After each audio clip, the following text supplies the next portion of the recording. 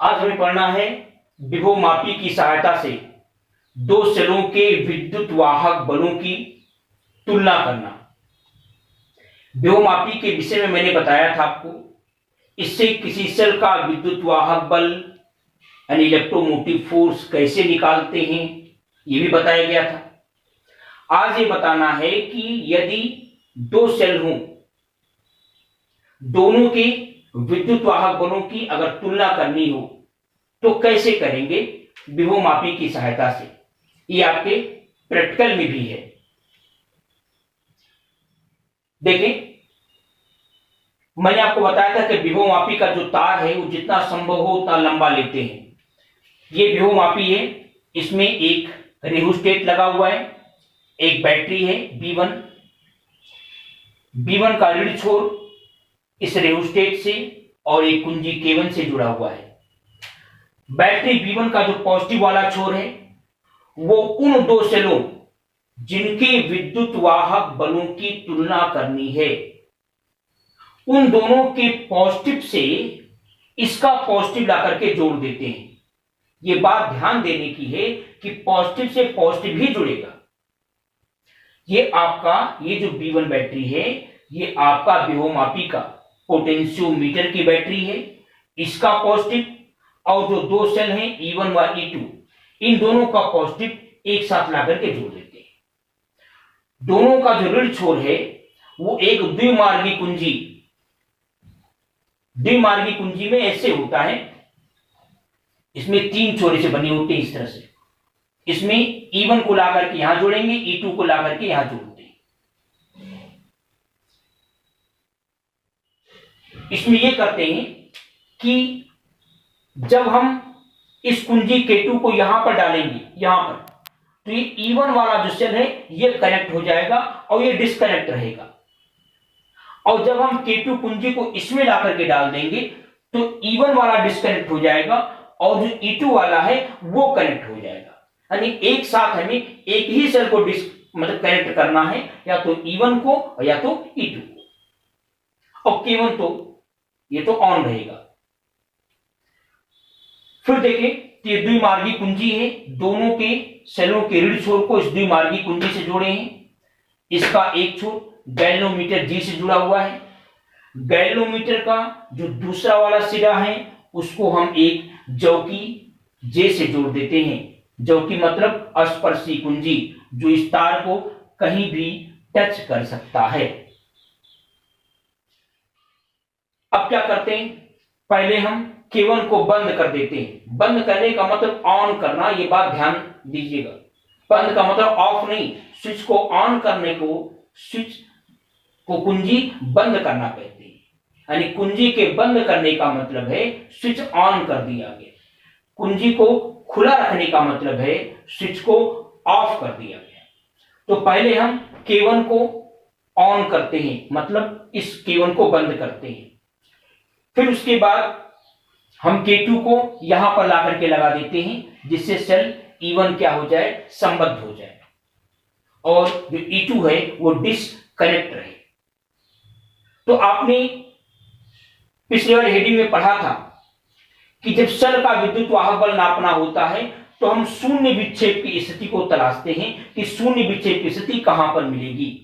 जहां पर मिलती है, अगर मान लो L लंबाई पर मिलता है, मान लो यहां पर मिला, तो क्या करेंगे, ये हम नाप लेंगे।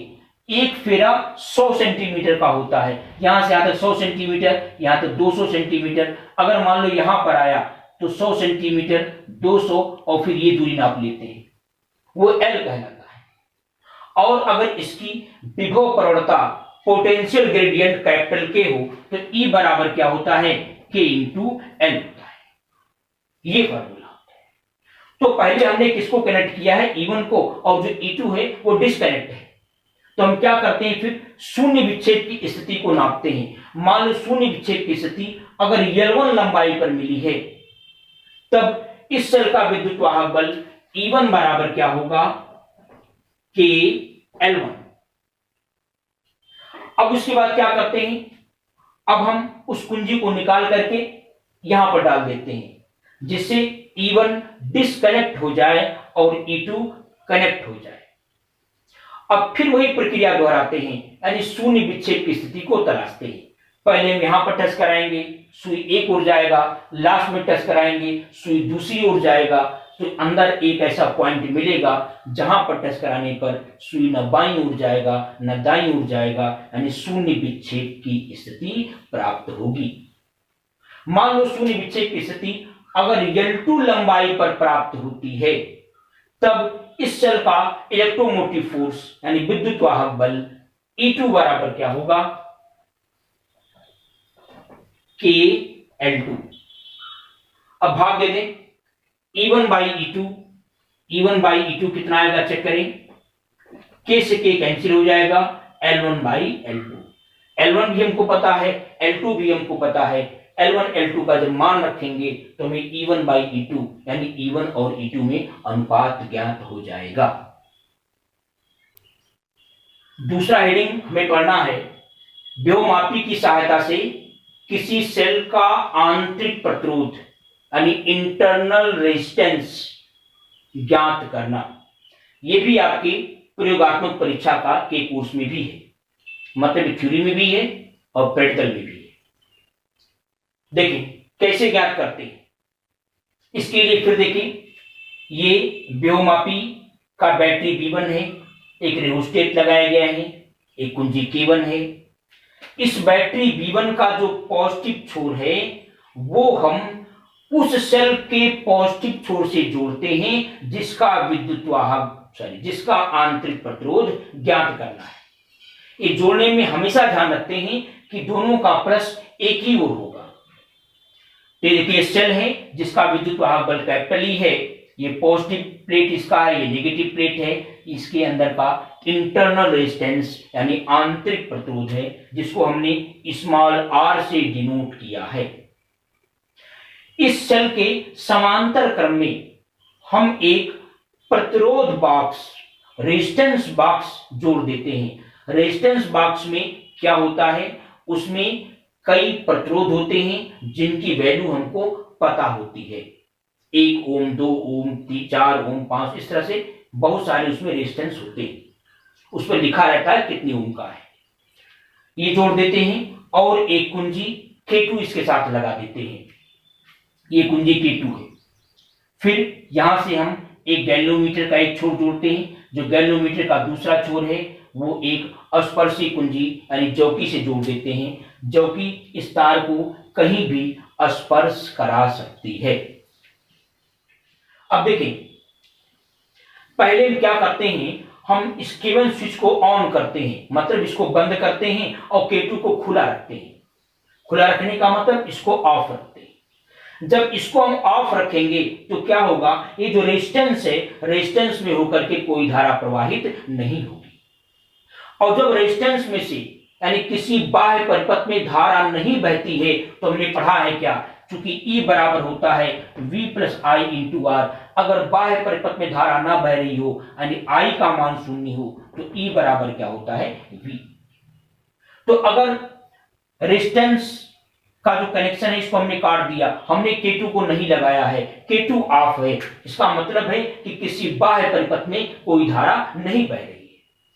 तब उस दशा में क्या होगा, जो विभवमापी बताएगा वो क्या बताएगा, वो विद्युत वाहक बल को बताएगा, विभवांतर को नहीं, वो विद्युत वाहक बल को बताएगा। तो हमने इसको ऑफ कर दिया। फिर शून्य विक्षेप की स्थिति ज्ञात कर रहे हैं। मान लो शून्य विक्षेप की स्थिति किसी लंबाई L1 पर प्राप्त हुई है और इसकी जो विभव प्रवणता है वो K है, तब इसका विद्युत वाहक बल E बराबर क्या होगा, KL1। ये हो गया। अब इसके बाद क्या करते हैं, अब इसमें से हम कोई रेजिस्टेंस निकाल लेते हैं, मान लो 1 ओम का, 2 ओम का, 4 ओम का, जो भी इच्छा का वो आप निकाल लें। जो निकालेंगे वो आपको पता रहेगा कि हमने कितनी ओम का निकाला है, उसको हम बोलेंगे R। यानी आप अगर 1 ओम का निकालते हैं तो R का मतलब 1 ओम होगा, 2 ओम का निकालते हैं तो R का मतलब 2 ओम होगा। तो हमने कोई रेजिस्टेंस निकाल लिया इसमें से, और उसके बाद फिर K2 कुंजी को लगा देते हैं। जब हम K2 को लगा देंगे तो अगर हमने 2 ओम का निकाला है तो इसका मतलब है कि 2 ओम से होकर के धारा जा रही है। तो अब जो विभवमापी नापेगा वो उस 2 ओम के सिरों का जो विभवांतर है कैपिटल V वो ज्ञात करेगा। तो हमने K2 को लगा दिया, मान लो हमने 2 ओम का निकाला, यानी हमको R पता है। उसके बाद क्या करेंगे, फिर शून्य विक्षेप की स्थिति को ज्ञात करते हैं कि कहां पर शून्य विक्षेप की स्थिति प्राप्त होती है। मान लो शून्य विक्षेप की स्थिति अगर L2 लंबाई पर प्राप्त हुई, तब इस प्रतिरोध जो हमने निकाला है, हमने अगर 2 ओम निकाला है तो 2 ओम यानी जो R हमने निकाला है उसके सिरों के बीच का विभवांतर V बराबर क्या होगा, KL2। V का मतलब होगा जो भी हमने रेजिस्टेंस निकाला है उसके सिरों के बीच का विभवांतर यानी पोटेंशियल डिफरेंस, ये V बराबर हो गया। अब क्या करें, भाग दे दें फर्स्ट बाई सेकेंड, तो E बाई V बराबर क्या आएगा, L1 बाई L2। हमने फार्मूला पढ़ा था कि किसी सेल का इंटरनल रेजिस्टेंस यानी आंतरिक प्रतिरोध R बराबर क्या होता है, R बराबर होता है E by V minus 1 into capital R। E by V का मान लाकर यहां पर रख दें तो R बराबर क्या होगा, L1 by L2 minus 1 into क्या होगा, R होगा। हमें L1 बाई L2 पता है, हमने L1 की वैल्यू भी निकाली, L2 की वैल्यू भी निकाली है, तो L1 बाई L2 पता है, L1 बाई L2 पता है और R पता है, तो L1 बाई L2 और R का मान रख करके हम स्मॉल r का मान ज्ञात कर सकते हैं, यानी सेल का आंतरिक प्रतिरोध निकाल सकते हैं। तो इस तरह से ये हेडिंग खत्म हो गया और साथ साथ में ये पाठ भी खत्म हो गया। अब इसके बाद नेक्स्ट वीडियो में आप अगले चैप्टर पर चलेंगे।